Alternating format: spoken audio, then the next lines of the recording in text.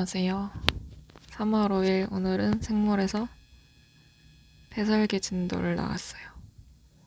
배설계를 크게 세 덩어리로 나누면은 전체적인 개관, 그리고 제일 중요했던 인간의 배설계, 그리고 마지막으로 배설 관련 질환들 이렇게 있었어요.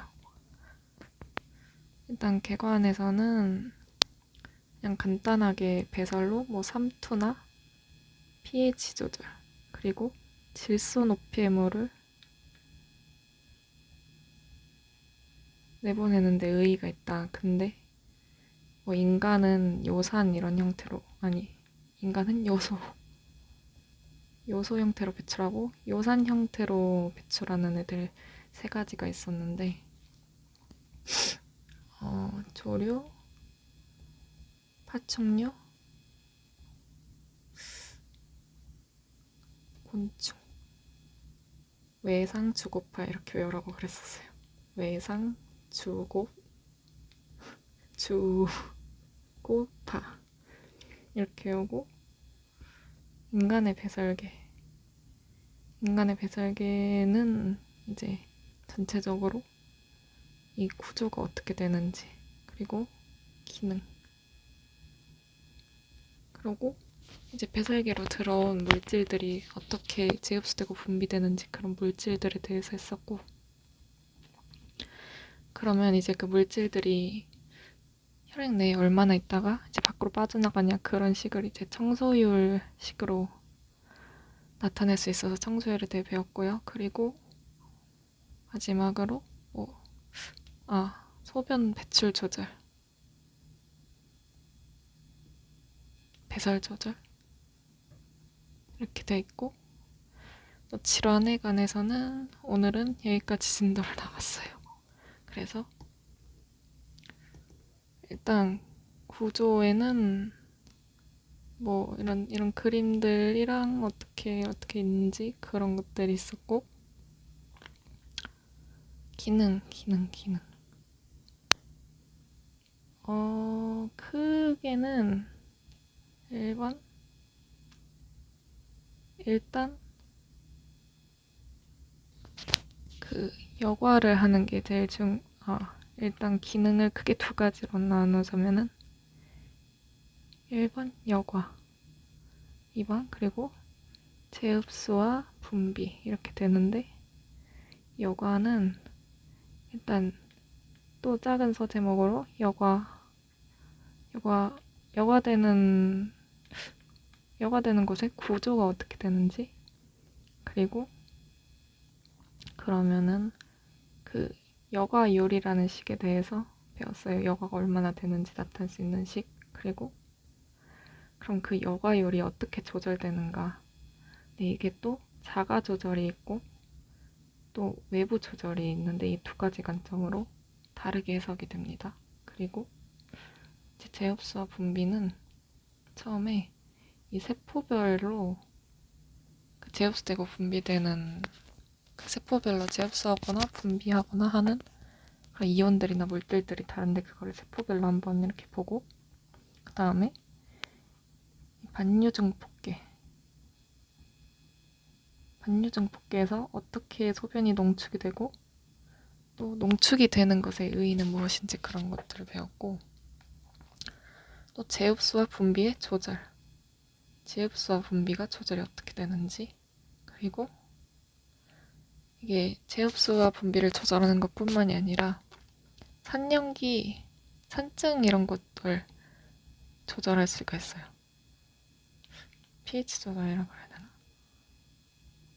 네, 근데 이게 여기서 또 산증과 알칼리증이 있는데, 대사성 호흡 이렇게 나뉘고, 하고 물질들은 단백질, 포도당, 아미노산 어쩌고 있었고, 상수율식도 어쩌고 있었습니다. 자, 그러면은 개관은 넘어가고요. 여기서 중요했던 거 그냥 이거 외울었던 거 이거밖에 없었던 것 같아요. 그러면 이제 인간의 배설계부터. 인간의 배설계 일단 구조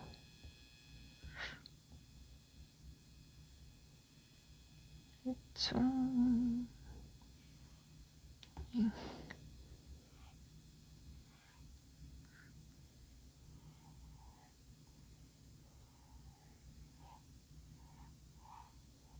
이렇게 생겼는데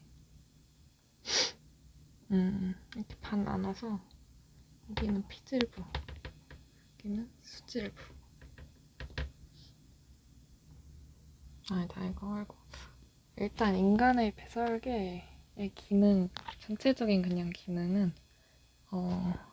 일단 삼투랑 혈압을 조절을 할 수가 있어요. 이거 소변 배설 이런 걸 함으로써. 그리고 뭐 산염기 평형 조절을 하거나 뭐 노폐물 배출 그런 것들을 하는데 일단 큰 신장이 약간 이렇게 생겼고 여기가 피질부, 여기가 수질부인데 여기 부분을 이렇게 확대를 한 게 이게 피질 이쪽으로 가고 이제 수질 이쪽으로 가면은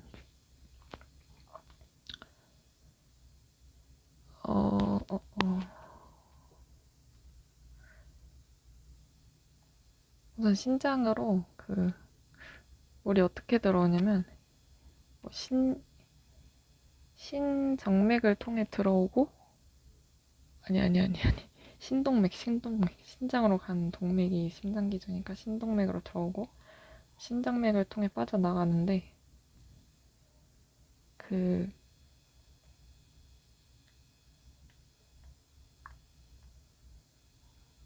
하여튼 신동맥으로 들어온 혈액이 보호막 주머니, 이게 보호막 주머니인데 보호막 주머니를 통해 여과가 되고 남은 물이 신장맥으로 빠져나갑니다. 근데 그러면은 뭐 물이 이렇게 들어와서 여기는 근위세뇨관에서 이온이나 물질들이 흡수가 되고 이렇게 따라서 여기는 헬레골 이렇게 지나고 집합관을 지나서 소변이 배출이 되게 되는데 구조에서 중요했던 거는 각각 이 피질부와 수질부, 헬레골에는 뭐 수질부에 있고 집합관 내려가는 길도 수질부에 있고 뭐 근위세뇨관, 원위세뇨관, 보먼주머니 이런 것들은 다 피질부에 있다는 게 중요했고요. 그리고 뭐 중간중간들 뭐 모세혈관들이 이렇게 감싸고 있습니다. 그림. 네. 구조는 대충 이렇게 생겼고 그럼 이제 신장의 기능. 신장의 기능 중에 일단 여과부터 할 거예요. 여과. 신동맥에서 이렇게 흘러 들어온 것 중에 보호막 주머니로 이렇게 여과가 되는데 여기서 여과가 되는 물질이 예를 들어 포도당, 일단 제일 많이 되는 건 물이겠고 물이나 포도당이나 뭐 비타민 어쩌고저쩌고. 근데 여과 안 되는 게 중요한 게 큰 단백질이나 세포는 여과가 안 됩니다. 그럼 이제 여과부의 구조에는 뭐가 있느냐? 여과부 구조. 일단 여기 근처에 모세혈관들 이런 거는 이건 다 단층이에요. 단층, 편평, 상피. 그래서 투과성이 높아가지고 이런 것들이 재흡수가 되고 분비가 되고 이런 식으로 일어나는 거고. 그러고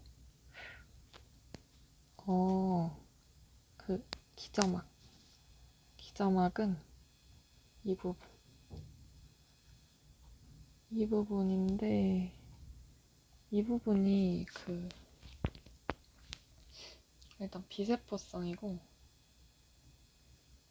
그 단백질들이 잘 빠져나가지 못하게 막는데 특히 음자나 단백질이 잘 안 빠져나갑니다. 그리고 보호막 주머니. 보호막 주머니는 그냥 일로 뭐 보호막 주머니를 통해 여과액이 뭐 안쪽으로 흘러 들어갑니다. 그러면은 이 여과가 얼마나 되는지를 표현한 게 여과율이란 식인데 일단 그 여과력이란 거는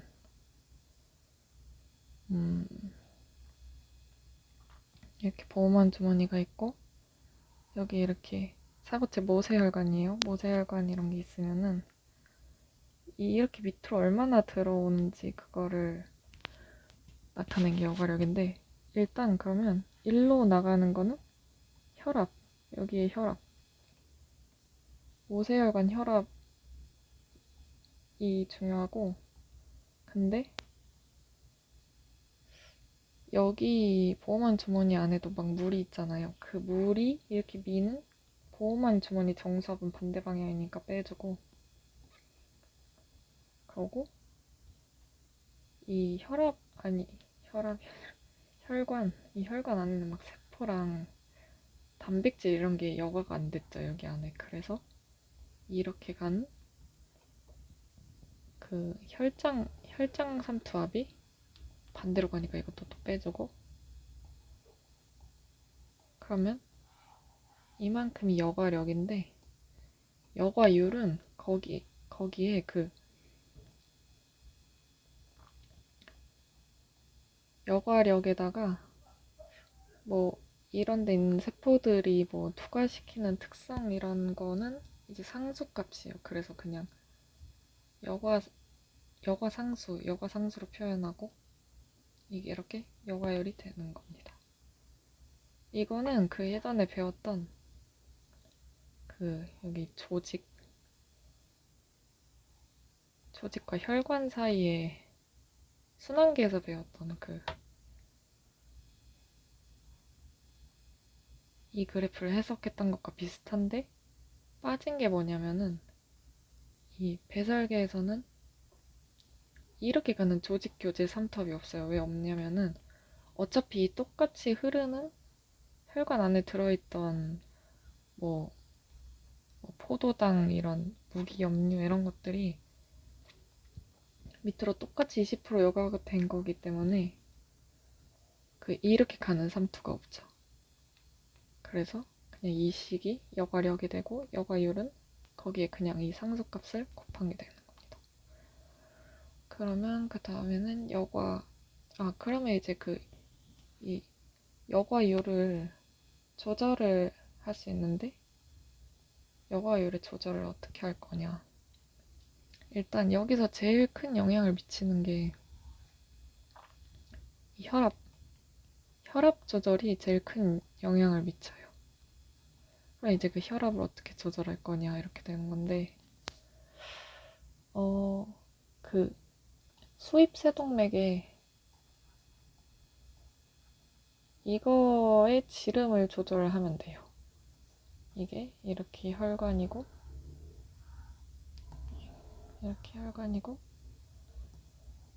이렇게 보호막 주머니 이렇게 있다고 하면은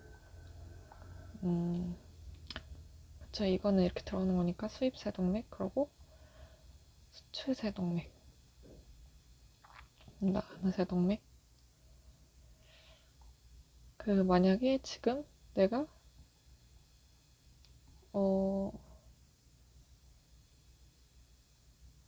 여과율을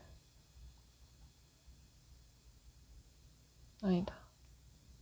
만약에 수입 세동맥이 수축을 해요. 수축을 하면은 여기가 이렇게 줄어들죠?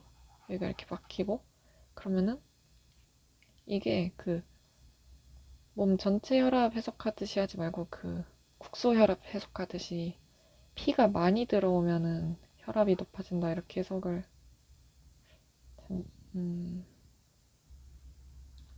아니 이거는 다시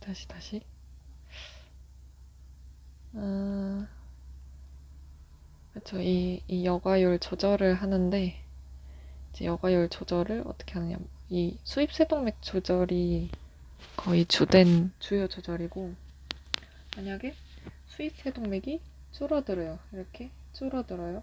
수축을 해서. 그러면은 들어오는 혈류량이 적어지니까 일로 빠져나오는 것도 적어지겠죠? 근데 만약에 수입 세동맥이 이렇게 늘어나요. 그러면 막 이렇게 많이 들어오니까 여과도 많이 되겠죠? 그럼 여기서 그래프 하나가 나오는데, X축이 혈관 저항이고 Y축이 이 여과율. 그러면 일단 혈관 저항이 커진다는 거는 수입 세동맥이 수축을 한다는 거니까, 그럼 수입 세동맥이 수축을 할수록 아까 피가 조금 들어온다고 그랬으니까 이런 식으로 여과율이 줄어들게 됩니다. 그쵸. 이게 여과율이 이렇게 줄어들게 되는 거고,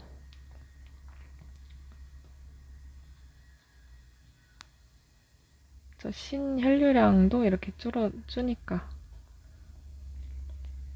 반대로 수출세동맥으로도 조절을 할 수도 있긴 한데, 이게 수출세동맥이 이렇게 수축을 해가지고 여기 이렇게 막혔어요. 그러면은 여기로 나갈 수가 없으니까 당연히 더 밑으로 많이 들어오게 되는 거죠. 근데 여기서의 조절은 조금 특이한 게, 만약에 너무 수출세동맥이 쪼여서 아예 여기가 아예 막혀버렸어요. 그러면은 여기가 막혀서 이렇게 나갈 수가 없으니까 이렇게 들어오는 수입세동맥도 적어진다 이거죠. 그래서 오히려 처음에는 이 여과율이, 이게 혈관 저항, 수출세동맥의 혈관 저항, 처음에는 혈관 저항이 커질수록 조금 여과율이 늘다가 너무 혈관 저항이 커져서 아예 막혔다 이러면 이제 여과율이 이렇게 줄어들게 되고, 신혈류량, 일로 들어오는 혈류량은 계속 감소하던 거죠. 이거 수출세동맥이 막으니까. 그래서 이렇게 여과율이 증가하다가 너무 수축하면 이렇게 떨어지는 양상을 보이게 됩니다. 여과율의 조절 이렇게 되고요. 근데 이거는 일단 조절 이렇게 되고, 근데 이제 조절을 하는 방법이, 여과율 조절 방법이 또 자가 조절이란 게 있고,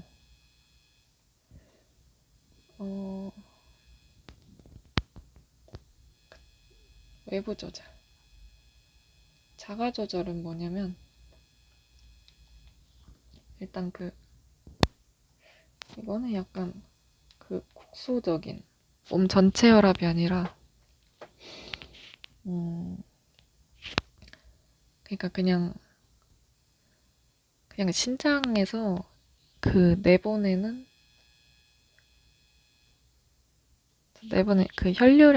혈류량이 그냥 일정하게 유지시키도록 정상 범위에서. 그러니까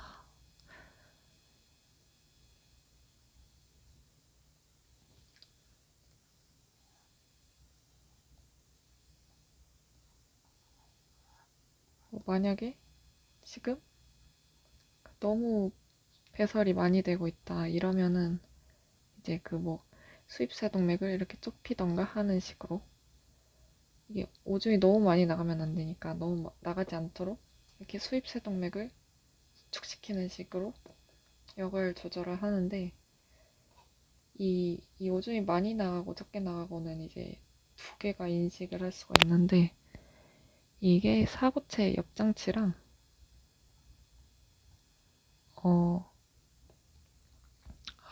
이거 조절을 할 수 있는,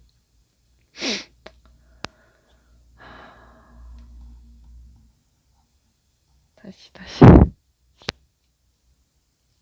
자가 조절을 이제 이게 두 가지로 할 수 있는데, 이게 혈관 평활근, 수입세동맥 혈관 평활근 조절을 할 수 있고, 아니면은 또 사고체 옆장치가 조절을 할 수가 있다.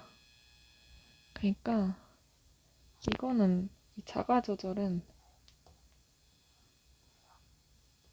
그 혈압이 정상 범위일 때, 몸 전체 혈압이 정상 범위일 때 그냥 심장이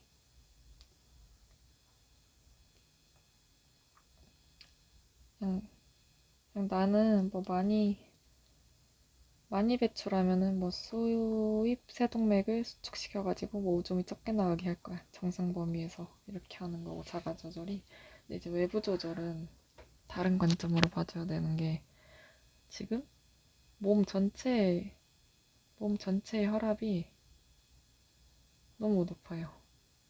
너무 높으면은 그러니까 몸 전체에 큰 혈압 변화를 감지를 하면은 빨리 그 여과를 해서 물을 내보내서 몸 전체 혈압을 낮춰야 되니까 이게 몸 전체 혈압이 너무 높으면은 그거를 자율신경 조절을 받아서 여과율을 높이게 됩니다. 그러니까 이거랑 다른 점은 여기서는 그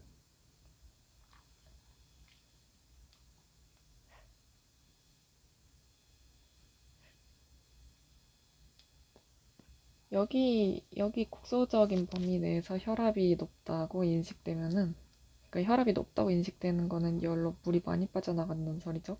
그러면 물을 적게 빠져나가려고 여과율이 줄어드는데 이제 여기 말고 몸 전체의 혈압이 크게 증가를 하면은 오히려 이제 그 여과율을 높여가지고 몸 전체 혈압을 낮추는 기작을 해야 된다. 이게 반대로 조절되는 점인데 만약에 문제에서 어떤 혈압을 말하는지는 이제 눈치껏 잘 해석을 해야 된다. 그럼 여과는 이제 됐고 재흡수와 분비. 지금 심장의 기능 중에 재흡수와 분비를 하고 있습니다. 재흡수와 분비. 일단 처음에 이거는 그냥 그림을 통으로 외우는 게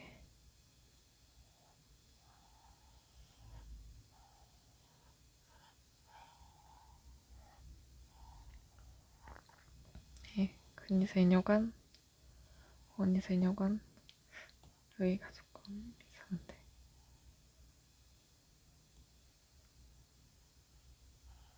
상행지, 두꺼운 상행지 이렇게. 일단 근위세뇨관에서는 뭐 나트륨, 칼슘 이런 거를 재흡수하고 포도당 재흡수 다 하고 여기는 요소가 단순악선으로 그리고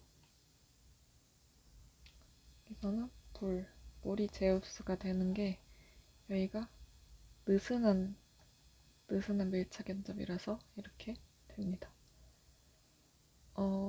이거는 어떻게 재흡수가 되는 거냐면 그러니까 여기가 정답면이가 기저면에 나트륨 칼륨 펌프가 나트륨을 이렇게 안쪽으로 보내니까 여기서 이렇게 채널을 통해서 나트륨이 이렇게 들어오게 되는 거고 포도당은 그냥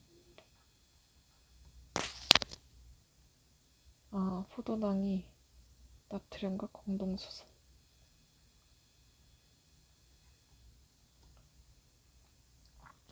그런 것도 있었고 이제 물이 내려와서 쭉쭉쭉 가는데 여기서는 해석을 두꺼운 상행지부터 하는데 두꺼운 상행지에 NKCC 채널이 있어서 이게 나트륨이랑 칼륨이랑 염소 이런 거를 흡수를 하면은 여기 주변에 상대적으로 물이 많아지게 되겠죠. 근데 이게 이렇게 연결된 거라서 여기서도 물이 많아져가지고 이제 이 부분에서 물이 재흡수가 일어납니다. 물이 이렇게 재흡수되면은 이렇게 갈수록 이온 농도가 높아지겠죠? 이렇게 아래쪽으로 갈수록 그럼 이제 여기서 또 가면서 나트륨이나 염소 이런 것들이 여기 쌓였던 게 팬을 통해서 이렇게 또 흡수되게 됩니다. 그래서 또 이렇게 올라가고 가서 그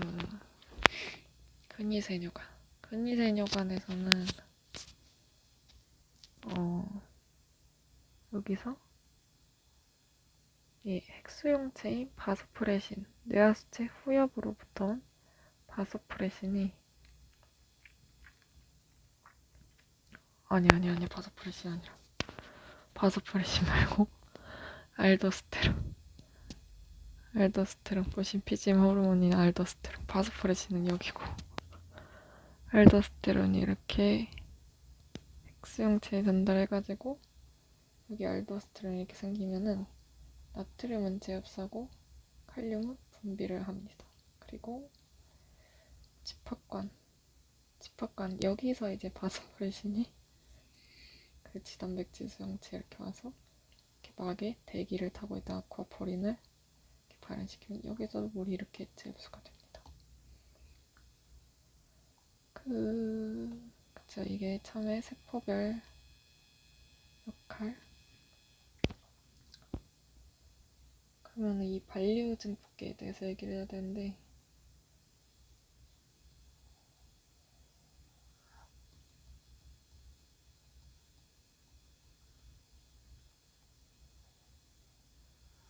이렇게 갈수록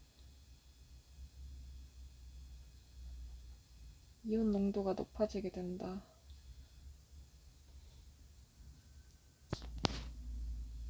이렇게 이온 기울기가 이렇게 만들어지는데 이 이온 기울기가 있어가지고 이렇게 소변 배출하면서 농축된 소변을 배출할 수 있다는데 물 재흡수가 잘 되고 근데 이거는 잘 모르겠어서 다시 한번 봐야 될 것 같아요. 하여튼 이 신장의 수질부 비율이 클수록 이 고리의 길이가 헬레거리의 길이가 길어져서 수질부가 클수록 더 많이 농축된 오줌을 배출할 수 있대요. 그러면 이제 뭐 물이 부족한 사막에 사는 조그만 찍찍이 같은 애들은 뭐 물을 조금 배설해야 되니까 얘네들은 신장이 수질이 엄청 크고 또 찍찍이 같은 애들이 왜 농축된 오줌을 배출해야 되냐면 얘네는 대사를 많이 해요. 대사를 많이 해가지고 몸집이 큰 동물에 비해서 적은 동물이 대사율이 더 높습니다. 그래서 더 뛰어난 농축 능력을 갖고 있어요, 찍찍이들이. 그러면 이 제흡수와 분비의 조절은 어떻게 하느냐? 이건 이제 호르몬을 통해서 조절하는데 3개가 있어요. RAS랑 AMP랑 또 바소프레신을 통해 조절을 합니다. 그럼 RAS부터 보자면은 간에서 혈장 안지오텐시노겐이 나와요. 그러면은 이거를 신장의 사고체 옆장체에서 레닌이 나오거든요. 레닌이 이거를 안지오텐신 1로 바꿔줍니다. 그러면은 안지오텐신 1은 안지오텐신 2로 바뀌는데 이걸 바꿔준 요소가 안지오텐신 변환 요소. 이건데 이거는 혈관 내피세포나 폐에서 분비가 됩니다. 그러면은 이 안지오텐신 2는 일단 RAS가 이거는 혈압이 낮고 3투가 낮은 거를 인식을 해서 나오게 됩니다. 그러면 혈압이 낮고 삼투가 낮으니까 일단 혈압을 올리는 기작을 하게 돼요. 그러니까 그냥 뭐 전신 소독맥을 수축한다든지 갈증을 느끼게 한다든지 그냥 여러 가지 상황이 나올 수가 있는데 그냥 혈압을 높인다 이게 그러면은 그냥 맞다고 하면 되고 그럼 이제 안지오텐신 2가 부진 아 부, 부신피질에서 그 알도스테론을 나오게 할 수 있어요. 이 알도스테론은 나트륨을 재흡수하고 칼륨을 분비를 하니까 이것도 삼투를 높일 수 있는 기작이 되겠죠. 근데 이 부신피질에서 알도스테론이 나오는 거는 그 코르티솔 나올 때 배웠던 그 ACTH죠. 이거에 의해서는 거의 유도가 안 되고 거의 안지오텐신 2가 알도스테론을 유도하게 됩니다. 그리고 이게 칼륨을 분비하는 거니까 고칼륨 혈증일 때도 이게 나올 수 있고요. 또 이게 만약에 혈압이 높고 삼투가 아니 다시 그 혈압이 낮고 삼투가 높은 상황이 있을 수가 있잖아요. 뭐 물설사를 쭉쭉쭉 싸가지고 물은 없어지고 삼투 농도는 높아지. 그러면 이제 또 이때 알도스테론이 나오면은 이런 상황에서는 이게 알도스테론 억제를 이렇게 하게 되고 그러면 안지오텐신만 나오니까 그냥 혈압만 높아지게 되는 이런 거를 흡수를 하면 안 되죠. 삼투가 높아졌으니까. RAS는 혈압이 낮고 삼투가 낮을 때 안지오텐신으로 변환이 돼서 이게 혈압을 높이는 기작이나 만약에 삼투가 낮다면 나트륨 재흡수도 하게 됩니다. RAS였고 다음에 AMP는 그 혈압이 높고 그쵸, 혈압이 높은 거는 혈액량이 많다는 거를 인식을 해가지고 근데 이게 누가 인식을 하냐면 좌심방 용적이 증가한 거를 좌심방 용적 수용기에서 느껴가지고 이게 AMP 심방 나트륨 이뇨인자를 분비하게 되거든요. 그러면 이게 그냥 뭐 혈압을 높이는 기작 이것도 여러 가지 상황이 나올 수 있는데 그냥 이 상황들이 혈압을 높인다 이러면은 맞는 겁니다. 뭐 예를 들어 그쵸 그냥 폐설기에서 났으니까 뭐 여과율을 높이겠죠. 여과율을 높여서 빨리 내보내서 혈압을 낮춰야 되니까 AMP고 바소프레신은 이게 항인효 호르몬인데 물을 재흡수하니까 이거는 뭐 예를 들어 혈압이 낮거나 삼투가 높은 거를 인식을 합니다. 혈압이 낮은 거는 뭐 수용기가 여러 가지 있죠. 뭐 대동맥, 경동맥 압력 수용기 이런 거라든지. 근데 삼투 수용기는 시상하부 삼투 수용기가 인식을 하면은 뇌하수체 후엽에서 바소프레신이 나옵니다. 그러니까 이것도 그냥 혈압을 높이는 기작들이 있으면 맞다고 하면 되고 아까 여기 집합관에서 아쿠아포린을 발현을 늘리면은 뭐 물 재흡수가 쭉쭉쭉 되고 그러면 혈압이 올라가게 되고 이런 식으로 재흡수와 분비의 조절을 했습니다. 그러면 재흡수와 분비의 조절뿐만이 아니라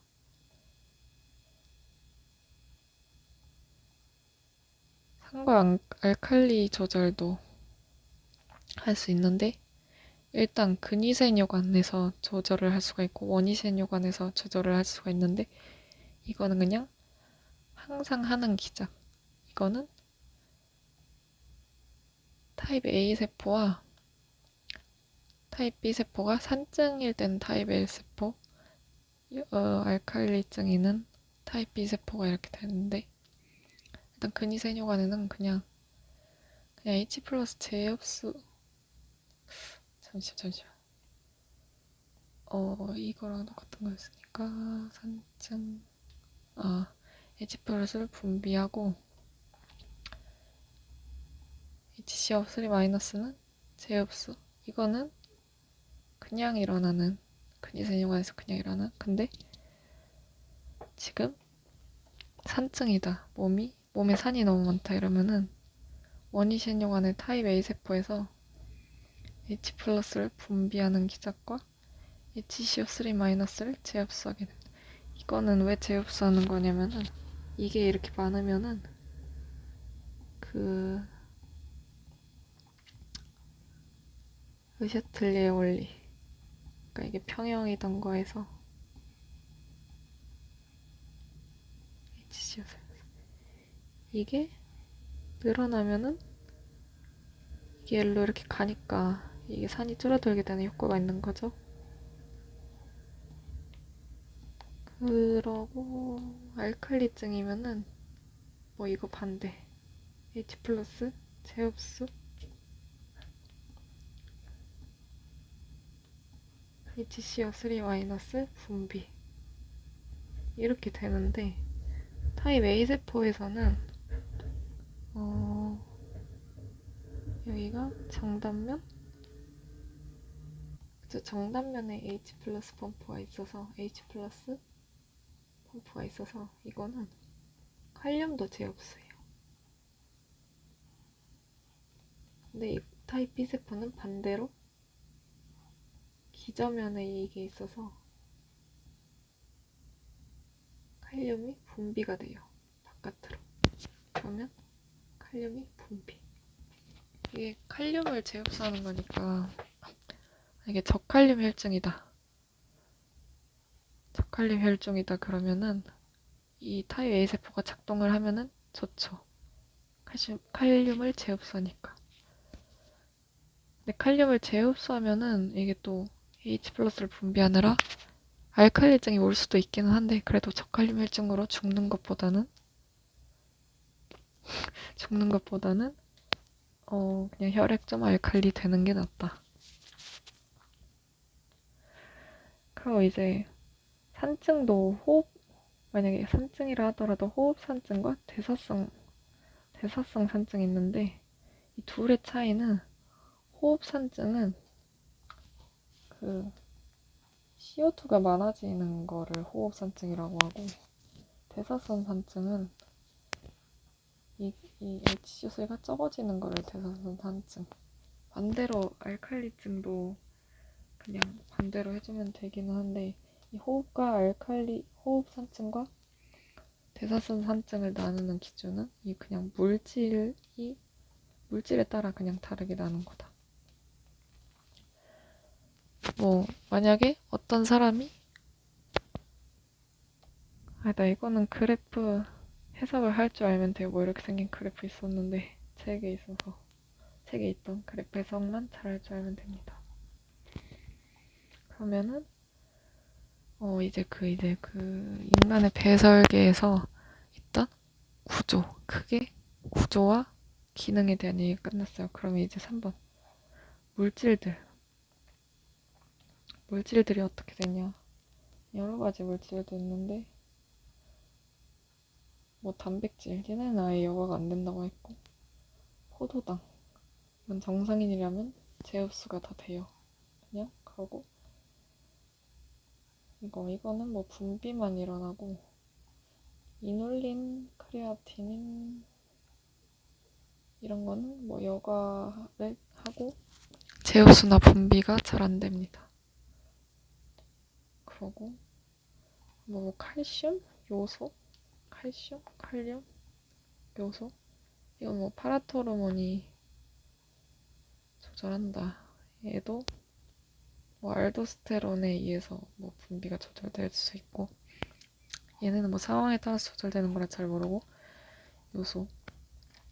요소도 뭐 단순악산으로 제어수 됐다가 분비도 됐다가 마지막에 집합관에서 내려갈 때는 또 단백질에 의해서 제압수, 촉진악산으로 제압수니까 얘도 뭐 알 수는 없는 애고.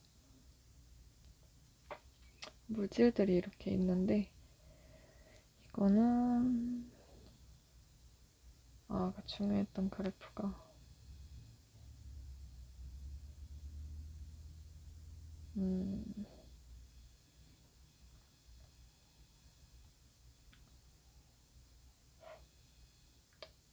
이 파라 어쩌고 분비만 일어나는 애랑 포도당에 대한 그래프가 중요했는데, 이 정상인이라면은 그 일정 범위까지 이 x축이 혈장 포도당 농도, 그리고 y축은 뭐 여러 가지 그래프 있으니까 이게 일단 여과열 그래프, 여과열 그래프부터 읽으면 처음에 아니 여과열이 아니라 배설이 안 돼요. 처음에는 어느 정도 혈장 포도당 농도가 있을 때까지.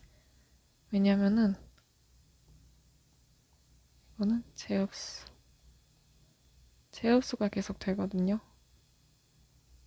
100% 정상인이라면. 근데 어느 순간 그 제압수가 멈춰요. 아니 멈추는 게 아니라 포화가 돼요. 포화. 이게 촉진확산 되는 거라, 이게 단백질 관여하는 거라, 그 효소에서 배웠던 MM식에 따르는 이 포화되는 그래프 형태를 갖고 있어서, 그럼 제흡수가 이제 더 이상 될 수가 없으니까 이때부터 이렇게 배설이 되게 되는 거죠. 배설이 이렇게 되게 되는데, 그러면은 이 여과율은 그냥 그 이 혈장 포도당 농도에 대해서 계속 20% 똑같이 되는 거니까 그냥 이렇게 직선 그래프 형태를 띠게 되죠. 이 제흡수 그래프랑 맞춰서 100% 제흡수 되는 거니까. 이게 여과율. 포도당은 이렇게 되고, 이 pH는 분비만 되는 거니까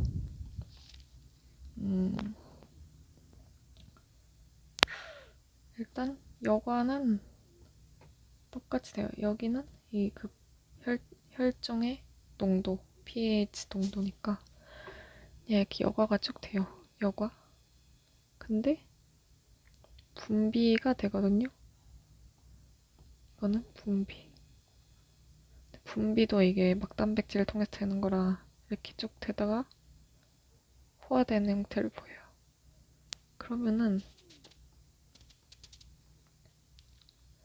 그 배설은 이제 분비되는 거랑 여과되는 걸 더해주면 되니까, 처음에 배설이 쭉 되다가 이 여과율 그래프 기울기랑 이제 똑같아지게 되죠. 이렇게. 이게 배설 그래프. 이 그래프 중요하다고 그랬었고, 그럼 물질들이 이렇게 되는데, 이제 그 양을 이제 계산, 청소율. 배설계에서 계산 문제가 나오는 부분이 청소율 부분입니다. 일단 청소율은 혈장 내 물질 농도 중에 배설률, 그러니까 혈장 내 물질 농도 중에서 얼마나 이게 배설이 빠져나가는가인데, 이제 단위가 밀리그램 퍼 밀리였나? 잠시만요.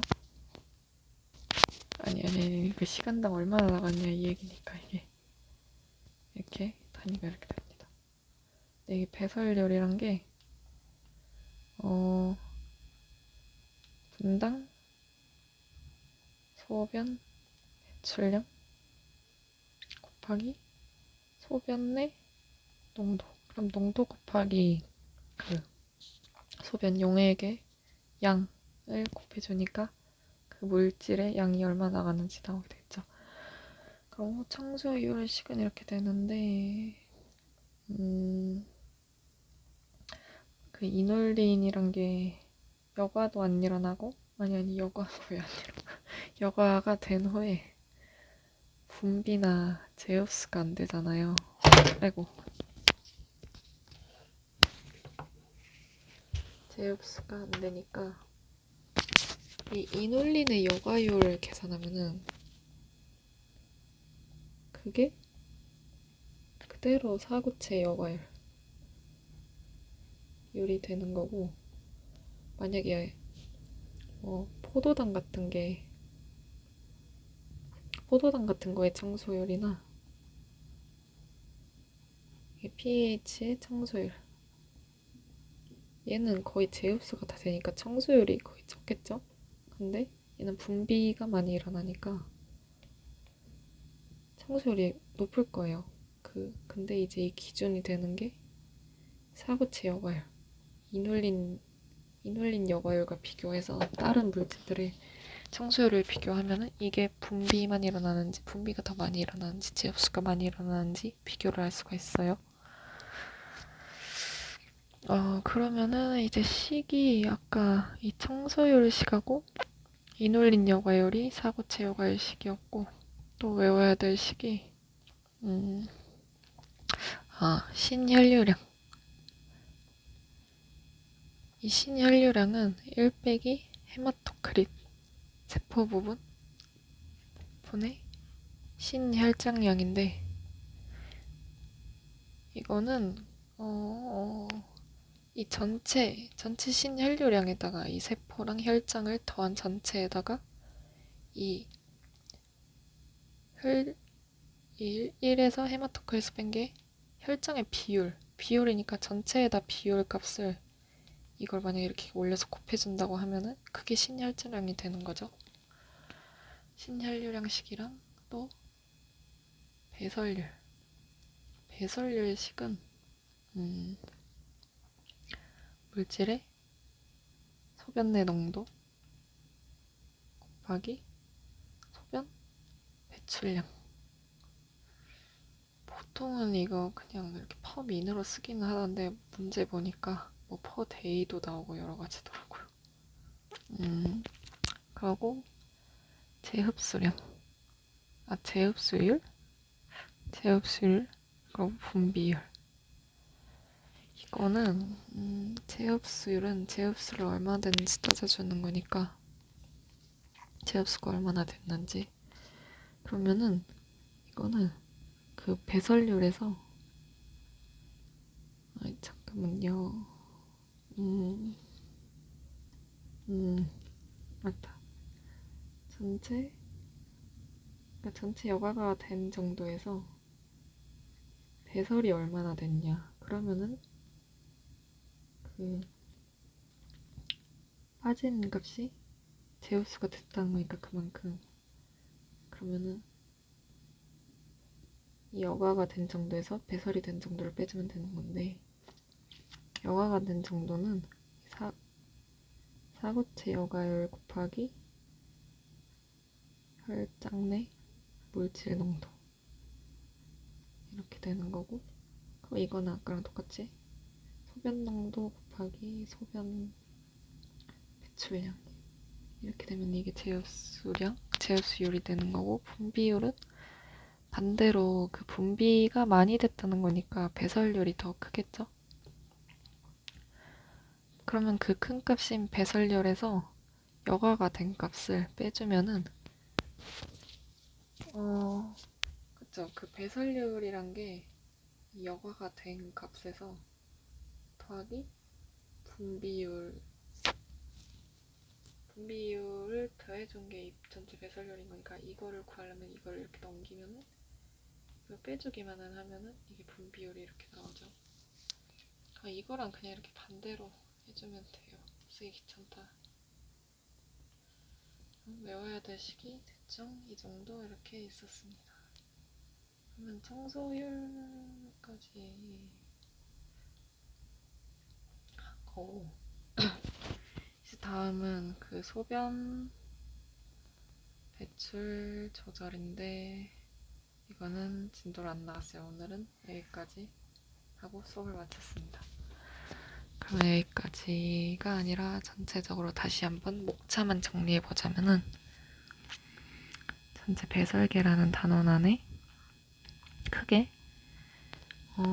배설계의 의의가 뭔지, 뭐 다른 동물들은 어떻게 어떤 배설기관을 갖는지, 그리고 그냥 그런 것들 했었고, 뭐 질소 노폐물의 배출 형태 이런 거를 크게 했었고, 또 인간의 배설계, 이게 가장 중요했어요.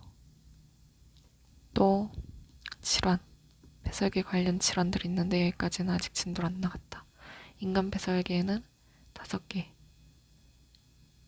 일단 구조, 기능, 뭐 물질들, 4번 청소율, 그리고 조절, 배출 조절 이렇게 있는데 그 기능은 크게 또 여과랑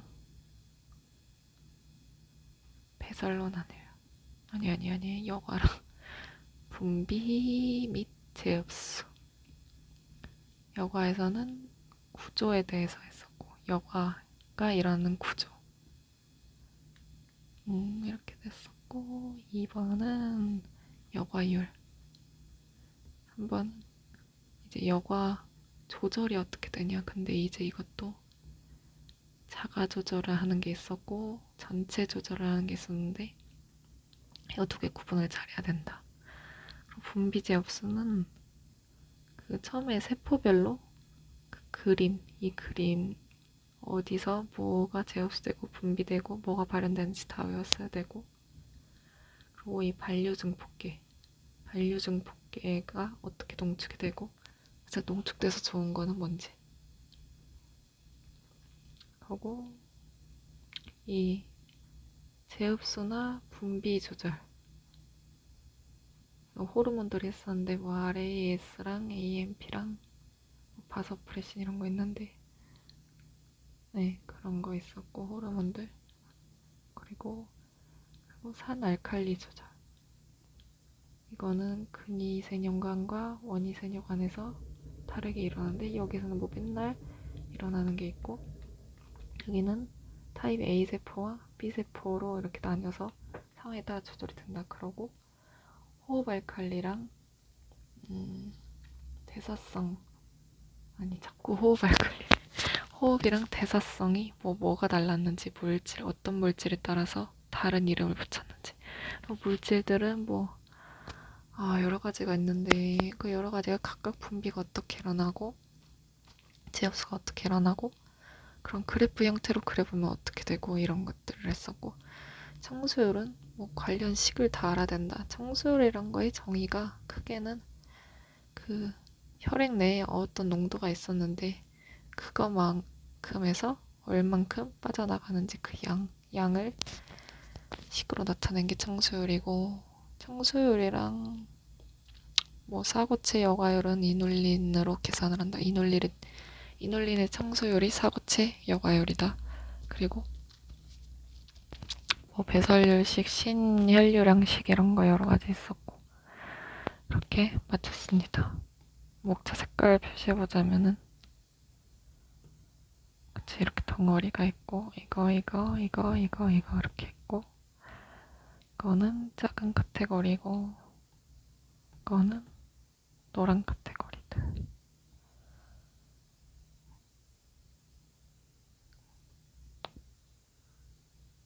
이렇게 있습니다. 3월 5일 복습. 물리도 해야 돼. 물리는 인강도 다 못 듣고 오늘 제일 중요했던 거 뭐였더라?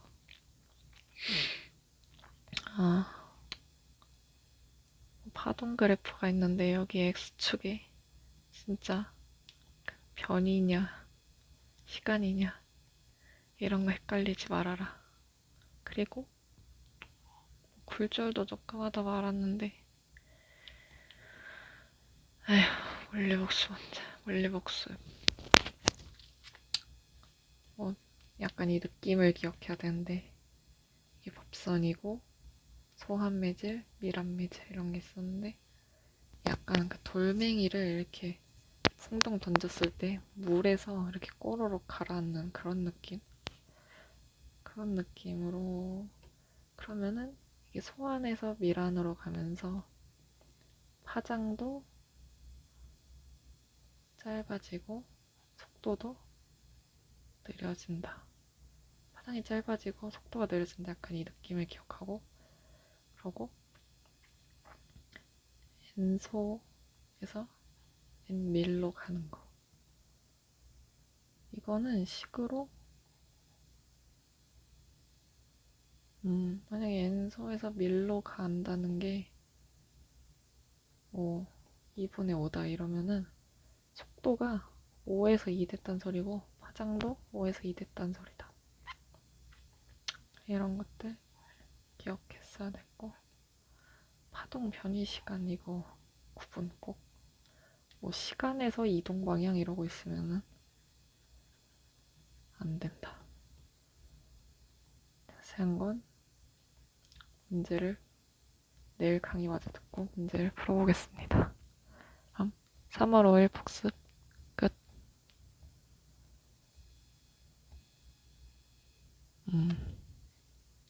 끝.